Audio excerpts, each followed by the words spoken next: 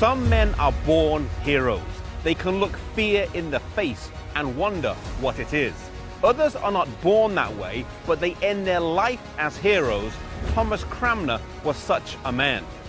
Born into a good family, a well-to-do family, here in the village of Ashlockton on the 2nd of July, 1489.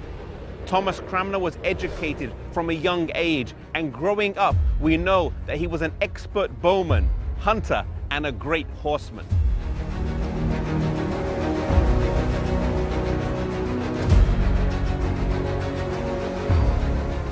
He enrolled at Cambridge University at the age of 14 and earned his BA in 1511.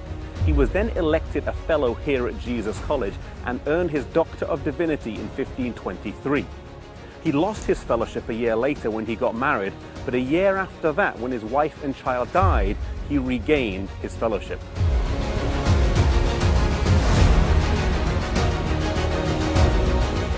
His rise to Archbishop was unconventional and not sought after.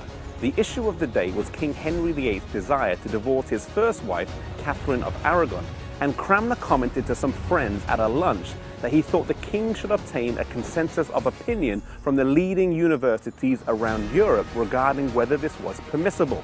Word of these comments reached the king, who liked them and thought highly of Kranmer.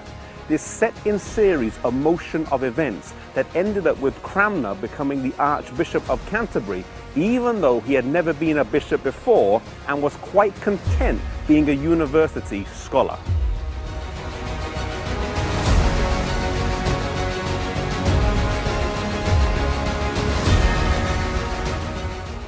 Henry subsequently divorced Catherine and married Anne Boleyn, whose daughter, Elizabeth, later Queen of England, was goddaughter to Kranmer.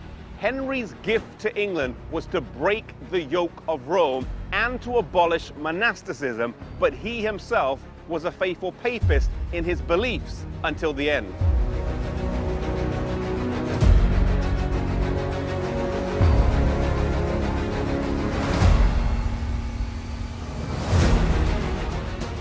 At the coronation of Edward VI, Kranmer preached a sermon likening him to the biblical boy king Josiah.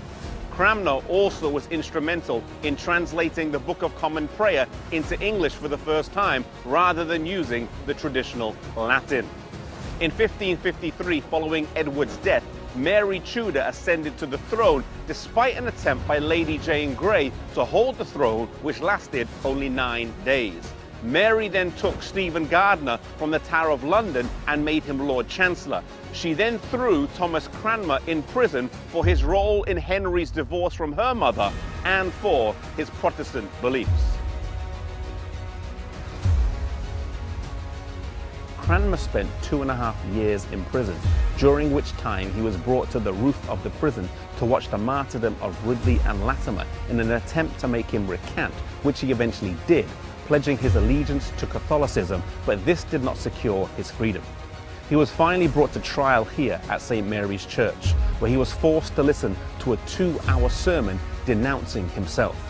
When he was brought to make a public recantation, he stood on a wooden platform which rested against a pillar where a wedge was cut, which can still be seen today. He stood up, denounced the Pope as Antichrist, withdrew his former recantation, and stood by his previous teachings.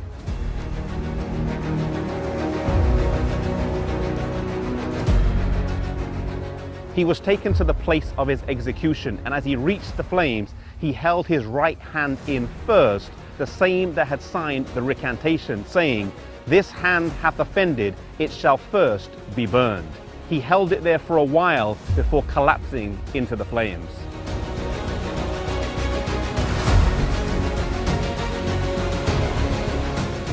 Mary went on to slaughter 250 more Protestants during her reign, and when she died, Elizabeth I took the throne. One of her first acts as regent was to revive the Book of Prayer, written by Kranmer, which was a fitting tribute to the man who was her godfather.